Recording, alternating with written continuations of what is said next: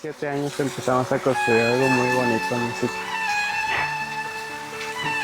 Hace poquito más de 7 años te dije que amaba cada milímetro de ti, ¿sí te acuerdas?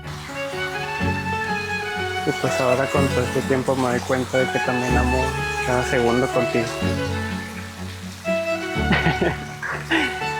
Estoy seguro de eso. Espero que tú también. Entonces, si también estás seguro, me gustaría que me respondieras una preguntita. Dame, Karen, mis mamba Venezuela. ¿Te gustaría casarte conmigo?